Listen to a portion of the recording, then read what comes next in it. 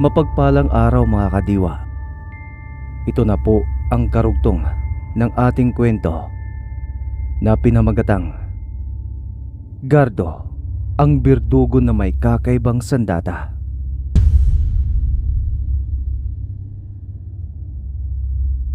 Halika, gwapong binata. Tumuloy ka sa aking napakagandang tahanan. Siya nga pala, ano ang pangalan mo? Lutang pa rin ang isipan ni Gardo ni hindi nito maalis ang tingin sa dalagang misteryosa. Ako si Gardo. Gardo. Napakagwapong pangalan.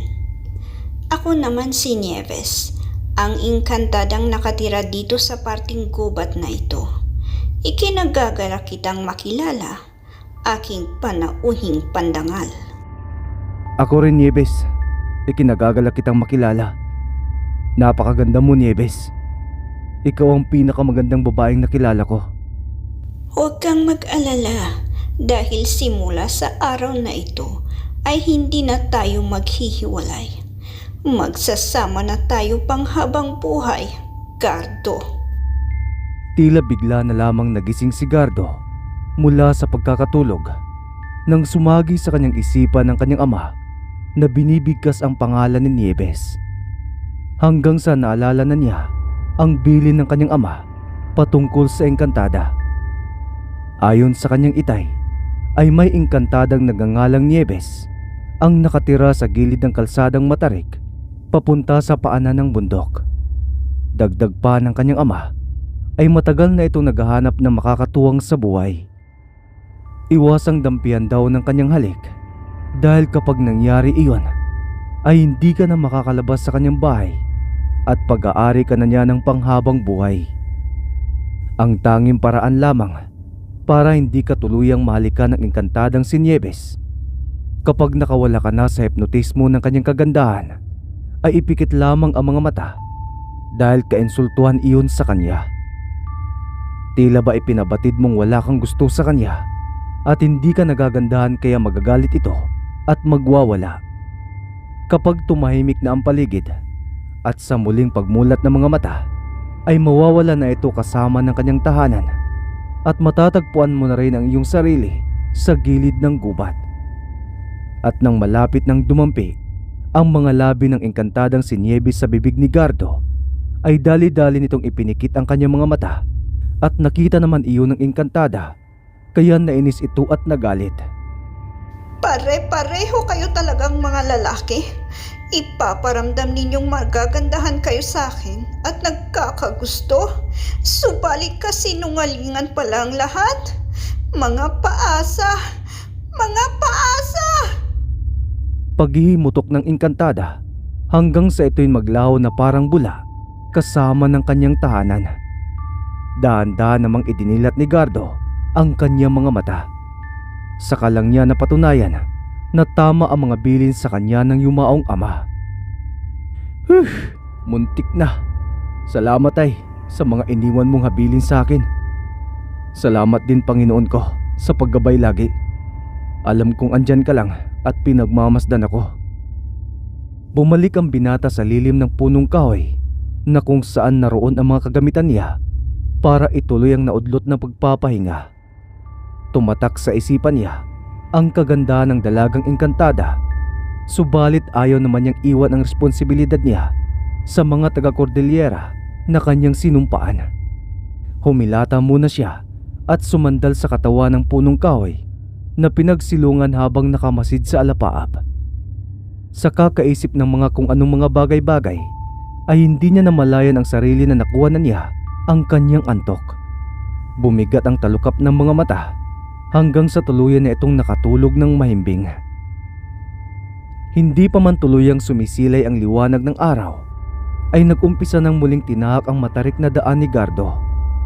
Maya-maya lang kasi ay muli na namang aalinsangan ang lugar kapag nakataas na ang araw, kaya kailangan niya magmadali dahil tiyak na hihingalin siya kapag naabutan pa siya sa pasulong na kalsada. Mga 3 oras pa ang kanyang nilakad hanggang sa gumuhit sa kanyang mga labi ang isang ngiting tagumpay dahil sa wakas ay nasilayan na niya ang paanan ng bundok. Sa sobrang taas ng kanyang inakyat ay nalulula na siya kapag napapatingin siya sa pinanggagalingan at halos mas mataas na rin siya sa mga ulap. Grabe, napakataas na pala na nilakbay ko. Kung hindi pa ako nakarating dito sa paanan ng bundok at napapalingon sa aking pinanggalingan, hindi ko pa malalaman na parang lalagpas na ako sa langit. Gandang-ganda ang binata sa pinapanood niyang tanawin. Ang mga naglulutangang mga ulap na dinadama pa niya kapag dumadampi sa kanya ay parang nare-relax ang kanyang sarili. Panandalian tuloy niyang nakalimutan ang misyon sa lugar. Pakiramdam niya ay lumilipad siya kapag nakakalagpas na ang ulap sa kanyang katawan. Napapapikit pa siya ng mga mata dahil talagang ninanamnam niya ang banayad ng mga ulap at para nitong inaalis ang kanyang pagod. Mga ilang minuto ding namayapa ang isipan ni Gardo, subalit kailangan na niya itong putulin dahil sa nakaatang na misyon sa kanyang balikat. Salamat sa bahagyang pagdamay sa akin kalikasan, pero kailangan ko na ulit maglakbay para hanapin ang lagusan ng mga tikbalang papunta sa kanilang kaharian. Marami kasing naghihintay sa akin at nangangailangan ng aking tulong, kaya kailangan ko nang umalis. Muli, salamat kaibigang kalikasan. At muling naglakad si Gardo para hanapin ang lagusan. Wala siyang ideya ng mga sandaling yon kung saan ito makikita dahil wala naman siyang maalalang nasabi sa kanya ng ama.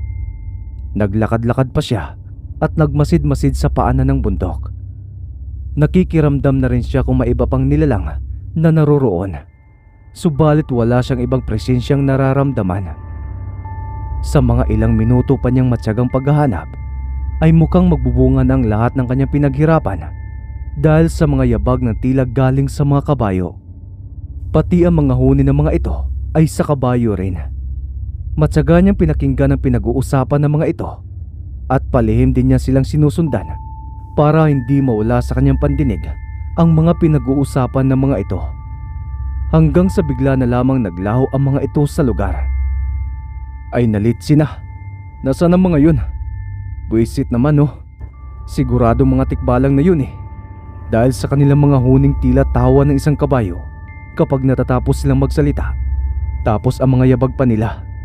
Sayang naman, sila na sanang makakapagturo kung saan ang kanilang lagusan. Kaso bigla na lamang silang nawala. Teka, nawala sila ng bigla. Kung ganun, malamang sa malamang na pumasok sila sa lagusan papuntang kanilang kaharian. Ayos, ang kailangan ko na lang ay mahanap ko yun dito.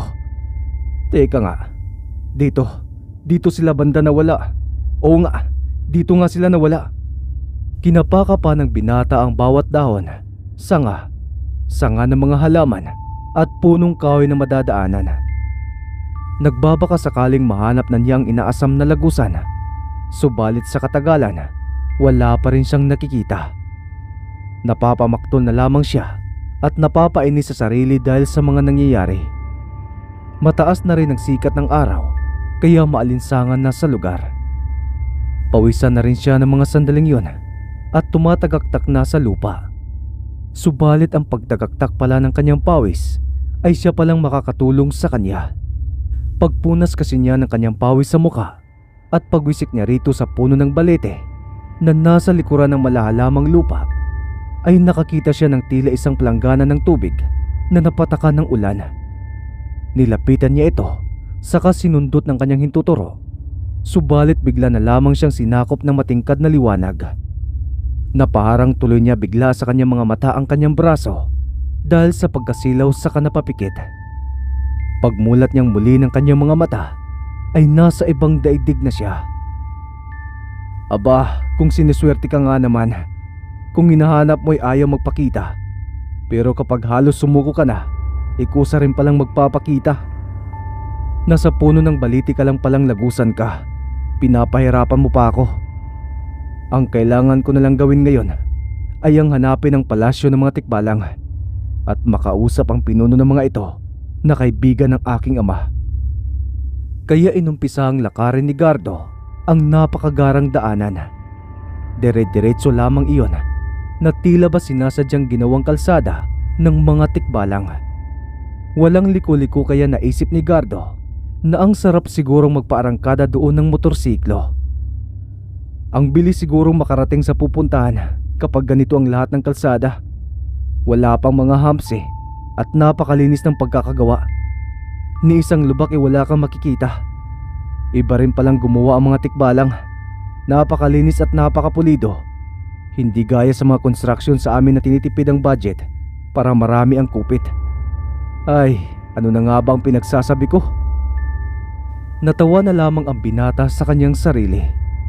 Hindi naman siya nahirapang tuntunin ang kinaroroonan ng palasyo ng mga taong kabayo dahil sa dulo ng mahaba-habang kalsadang diretso ay nandoon itong nakatirik. Pinaghalong kaba at saya ang nararamdaman ni Gardo ng oras na yon habang palapit siya sa magarang tahanan ng mga tikbalang. Sa malaking pintuan ay nakita siya ng mga nagbabantay. Agad siyang nilapitan ng mga ito saka tinutukan ng mga hawak na sandata. Pasigaw siyang tinatanong kung sino siya at kaagad naman siyang sumagot. Ako si Gardo, isang berdugo na nakatira sa Cordillera. Naparito ako para kausapin ang inyong hari na dating kaibigan ng yumao kong ama. Hito ang aming litratong 3 ng aking ama't ina. At hito rin ang palakol na gawa sa paa ng higanting tikbalang na inyong hari. Nakatutok pa rin ang mga armas ng mga tikbalang kay Gardo habang isa-isang inilalabas ang mga katibayan sa dala niyang bag. Tiningnan muna ng mabuti ng mga tikbalang ang mga bagay na iyon. Subalit hindi pa rin sila kumbinsido kaya binitbit nila patayo ang binata sa kapatulak na pinapasok sa palasyo.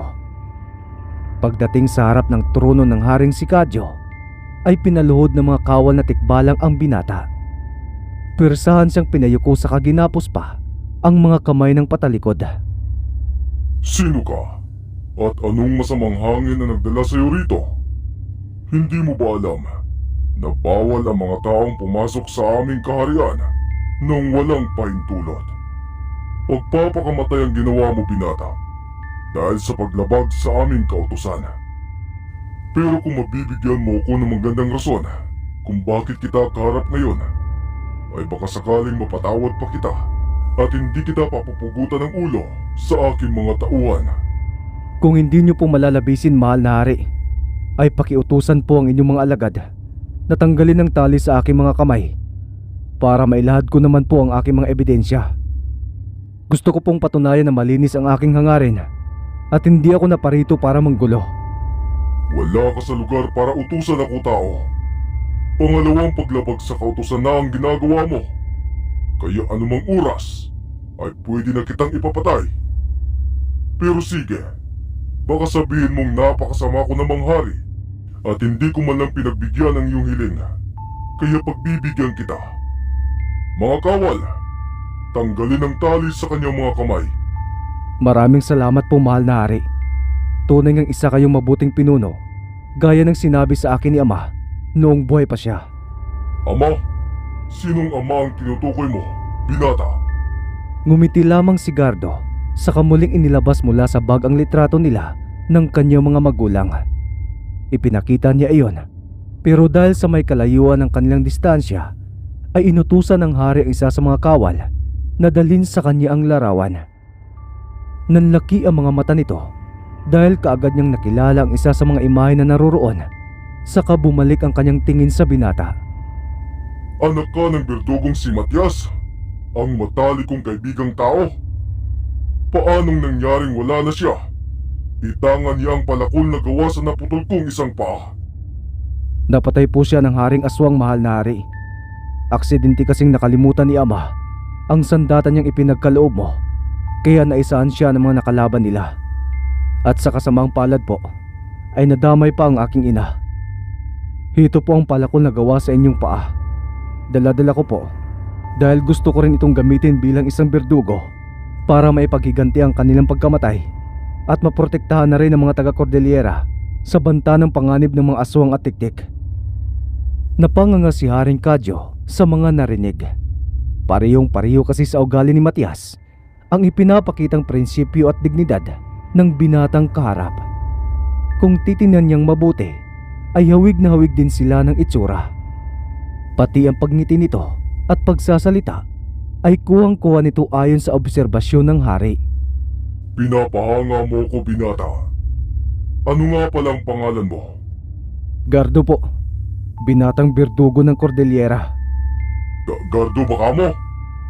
Opo, mahal na hari. Kung ganon, ay tinotoo nga ni Matias ang pangako niya sa unang magiging anak niyang lalaki sa kanyang asawa ay ipapangalan niya rito ang pangalan ng mayapa ko na ring ama. Ibang klase talagang kaibigan kong yon. May palabra di honor talaga. Kaya pala hindi na siya nakakapasyal sa akin dahil namayapa na rin pala siya.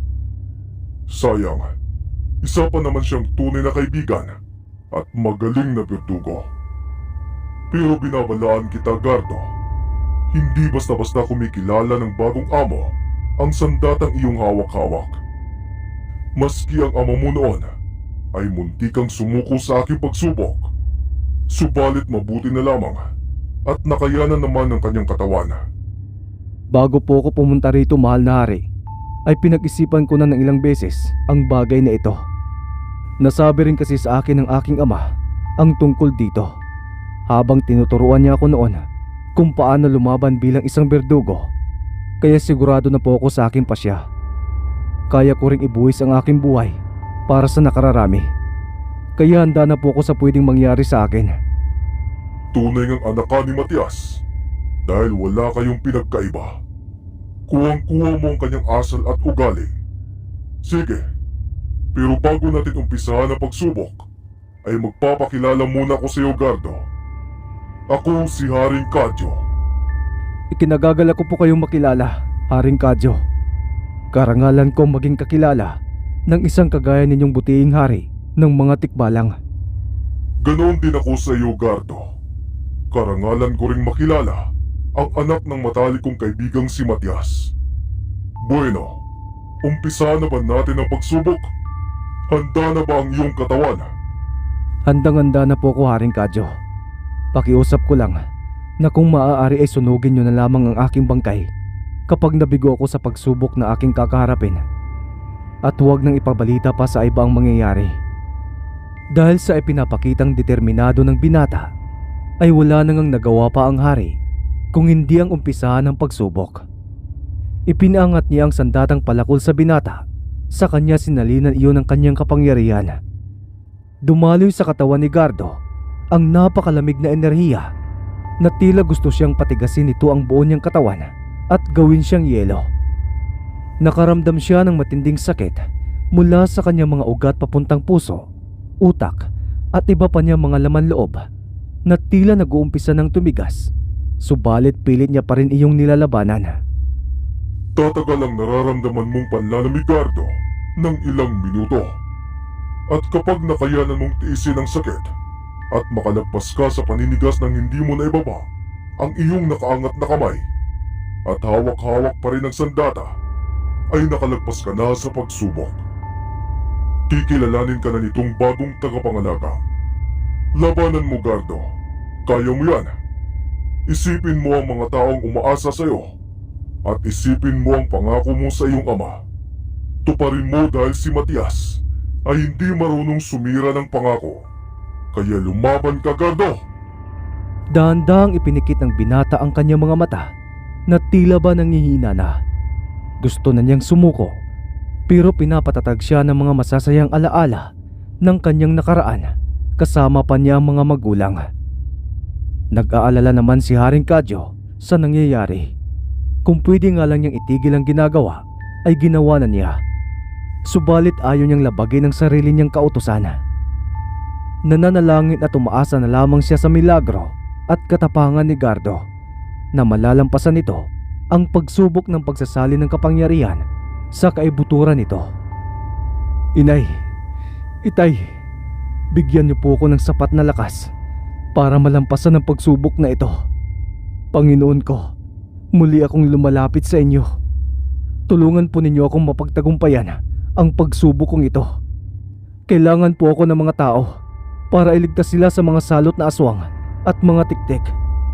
Nagsusumamo ako, Panginoong Diyos, Bigyan mo ko ng pagkakataong patunayan ang aking sarili na nasa panig ako ng kabutihan. Kayo na po ang bahala sa akin. Halos 2 minuto pa ang tumagal bago natapos ang pagsubok. Lahat ng tikbalang ay hindi umiimik, pati na si Haring Kadyo habang hinihintay ang resulta mula sa binata.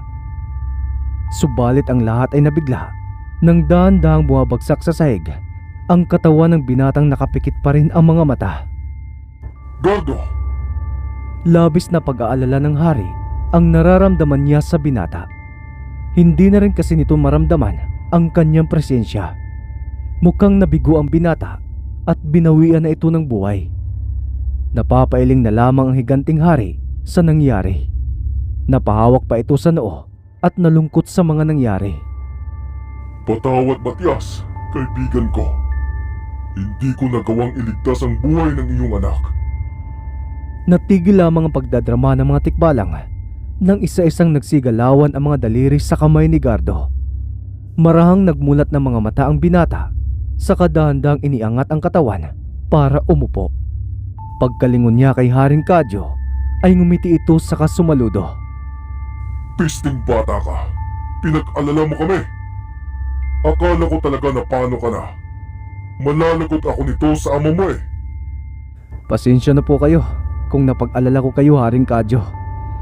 Nagising po kasi ako sa mausok na lugar eh. Bigla akong tinawag ng pamilyar na boses. Paglingon ko, si amang nakita ko. Natutuwa raw siya dahil sinusundan ko ang kanyang mga yabag bilang isang berdugo. Sinabi niya rin sa akin na sabihin ko raw sa iyo na patawarin mo raw siya dahil hindi kanya muling nadalaw pa dahil sa masamang nangyari sa kanya. Magkagayon man ay hindi ka pa rin daw niya kinalimutan bilang isang matalik na kaibigan maski nasa kabilang buhay na siya. Salamat din daw dahil nakilala ka niya at ngayon ay ako naman na anak niya ang binigyan mo ng pagkakataon para magamit ang sandatang palako na iyong ibinigay. Ayun, pagkatapos niyang sabihin ng lahat ng yon ay naglaho na siya na parang bula. Tapos ako naman napapikit ng kusa ang mga mata at nang magmulat uli ako ng mga mata ay nandito na ako at nakahiga. Nagawa pa talagang gamitin ka ni Matias para makahingi ng tawad sa akin. Ibang klase talaga ang iyong ama. O mas magandang sabihin ibang klase talaga kayong mag-ama. Subalit pinakaba mo ko kanina, lintik ang bata ka. O siya, ayusin mo na ang iyong sarili at ipag-aanda ka namin ng mga pagkain para manumbalik ka agad ang iyong lakas. Wow! Pagkain! Yes! Napayaka pa ang binata sa mga tikbalang na nagdala sa kanya sa loob ng palasyo. Sa kanya pinasalamatan ang mga ito. Natutuwa naman si Haring Kadyo dahil pati asal at kilos nang makalagpas si Matias sa pagsubok ay nakikita niya uli ngayon sa binatang berdugo na si Gardo.